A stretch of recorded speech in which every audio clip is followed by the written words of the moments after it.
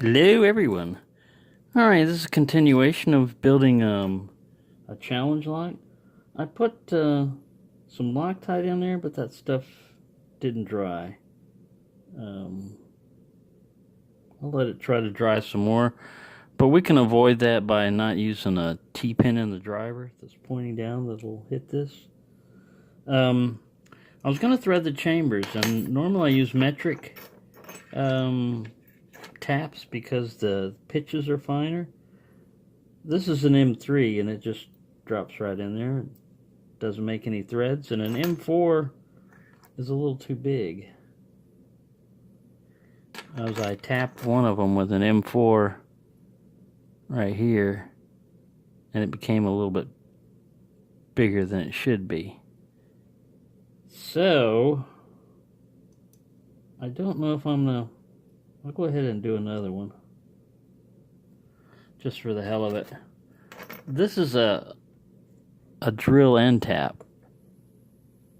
See, it'll drill and tap.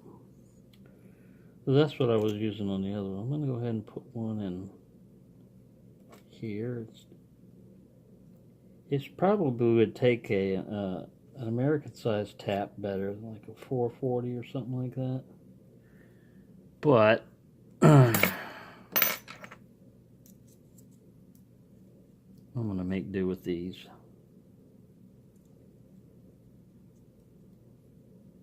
So yeah, the core is where you want to try to do some threading and stuff if you want to get some serrations for your driver pins to dig into.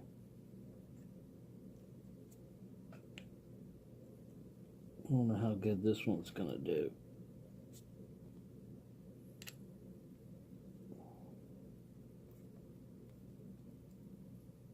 Yeah, all it did was bore out the hole. It didn't even leave any threads. Let me switch over to this guy.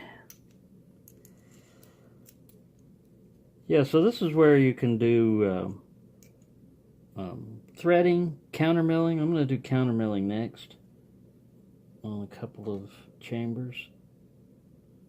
But you can do threading and countermilling and any other little core mods you might want to do. You know, where people start widening out the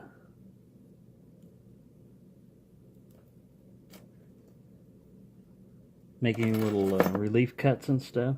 See how those are a little bit bigger? But it makes nice threads.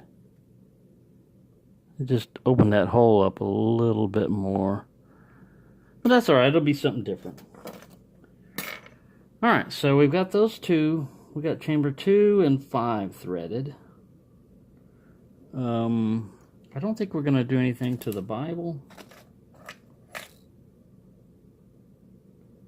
I don't remember where my Bible went. Is this it? I think that's the one I was using. Sure all the holes line up. I don't think this was the Bible. It's around here somewhere. I was going to pause while I find the Bible. Alright, I got my core in the vise because I'm going to do some countermilling. This is a little diamond coated tip here, and I use a flat one. There's a round one, this guy here, but he doesn't go down far enough. There's not enough length for me to really get in there. But what I'm hitting is I'm going to go on either side. I'm just going to make a little gouge and try not to get the bottom over here. There's an easier way to do this. This is the hard way. This is not the easy way. Alright, so if you got headsets on, watch out because there's going to be Dremel noise.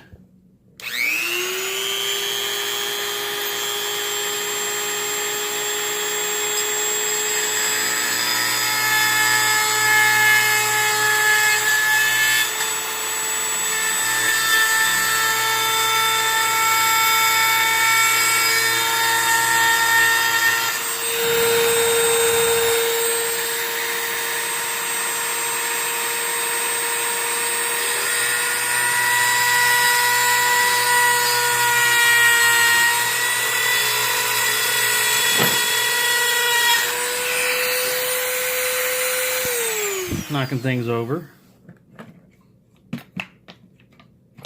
Quit falling down. Alright. So I got some counter milling on that side on those two. I'm going to flip the core over and get the other side. This is for... Whoa, shit. I just knocked everything in my lap. All the drivers, all the key pins, everything else. Straight into my lap, upside down. Pause time. Alright, so I've countermilled both sides. It's not the best looking countermilling in the world. And you can see there's all kinds of little pieces of metal and stuff, so I just take a little pointed round file and go in here and kind of smooth it up a little bit. Any sharp edges that, you know, just trying to round out the cylinder to make sure that the key pins don't snag on it. And anytime you tap, you also want to get the top up here with a little bit of sandpaper or something, because you are leaving little burrs up there. You don't have to do a whole lot. Just polish it up a little bit. Keep any sharp edges from gouging anything.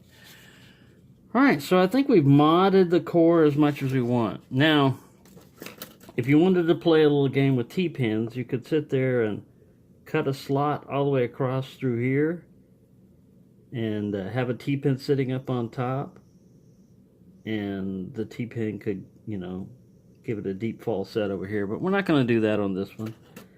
I just threaded, I countermilled 1, threaded 2, countermilled 3, and threaded 5. I mean, yeah, threaded 5. So that's all we got. Also, this stuff comes in handy. It's the little ultra duster, just air, compressed air. But it does a pretty good job of getting the brass chunks out of the way. Alright, so now we're almost ready for key pin modification. Alright, since I dropped everything, I went ahead and put the key pins back in, and I've got a bunch of these little pins here that I bought from eBay, just various sizes, and I found one that'll fit in pin 6. I just dropped him in there. He lands perfectly in pin 6. He sits flush, and it comes down just a little bit, so it does have to be, it will need to be picked. It's not just like a random thing, you know, it's got a little bit of room to be picked in. So now we've made it a 6-pin lock, and all we got to do now is modify the key pins if we want to modify them any. I think I'm going to put some serrations on them, on some of them.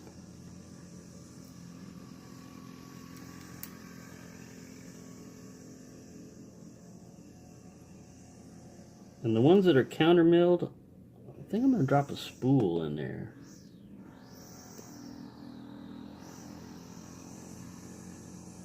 I really should have counter milled 4 also. It's pretty deep. I don't know why I left it alone. I think I'll do that. Alright, so I used to use a Dremel, but now I'm using this drill because it gives me variable speed. And I'm going to use an X-Acto knife to make a serration.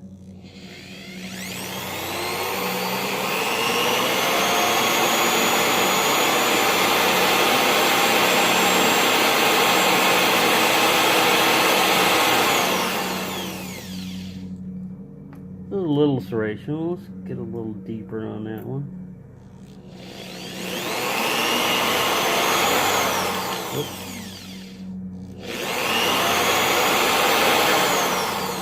Keep rolling off the edge.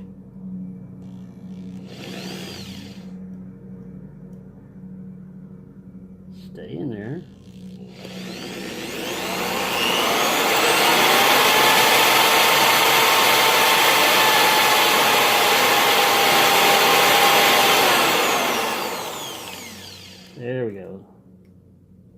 one nice little sharp serration on that guy. Alright. That's all we're putting on him. I'm not going to get elaborate with the key pins.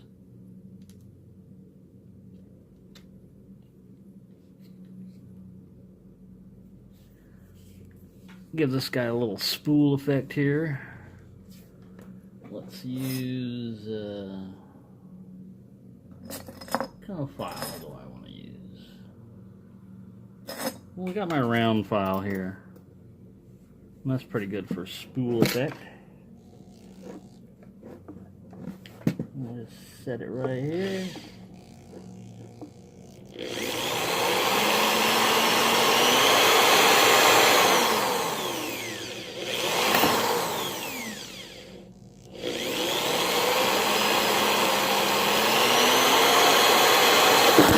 Whoa, baby. Knocking things over.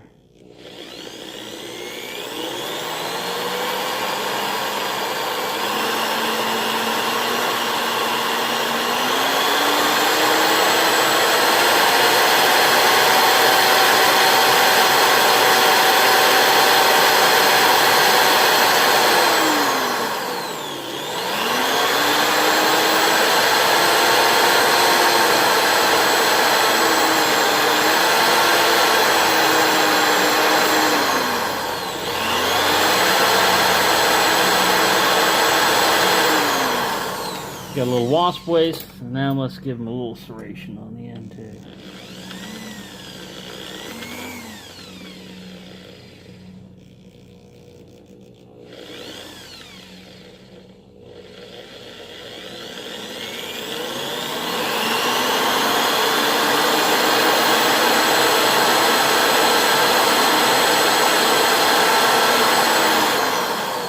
There we go. I'll just rub it with a little bit of sandpaper just to keep any burrs from sticking up. Alright, that's number 2.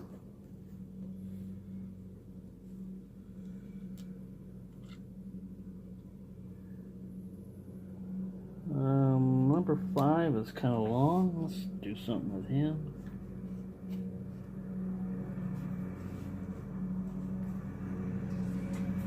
Now you can use a hacksaw blade to make serrations. They're kind of big when you do it this way, but better than nothing.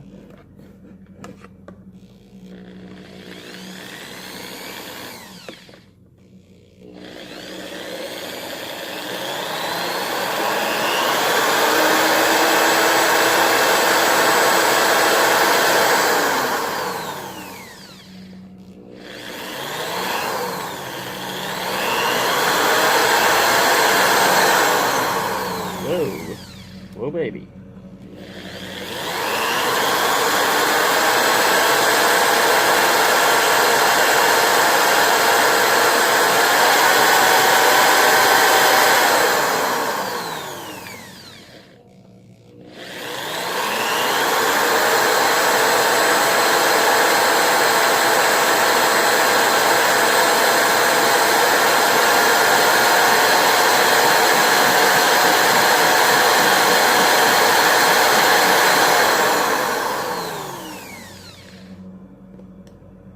I think I made a pretty good serration there. More like a spool, but we'll give him that. Come out.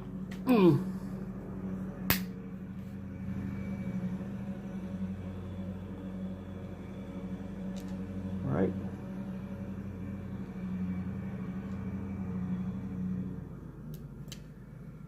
Let's give this guy a little serration.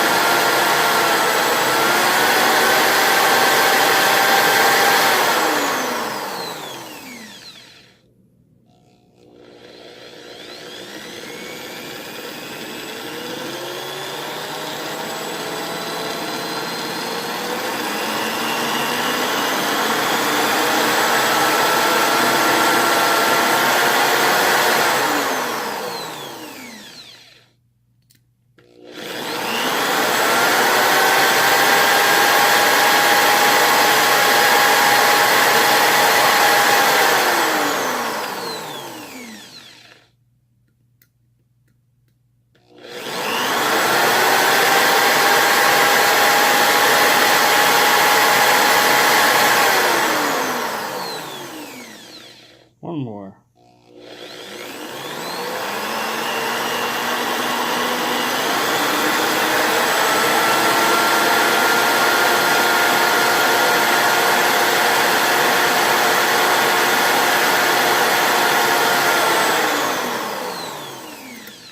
There we go.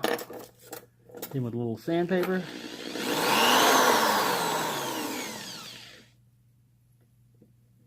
And yeah, that's a nice serrated one there.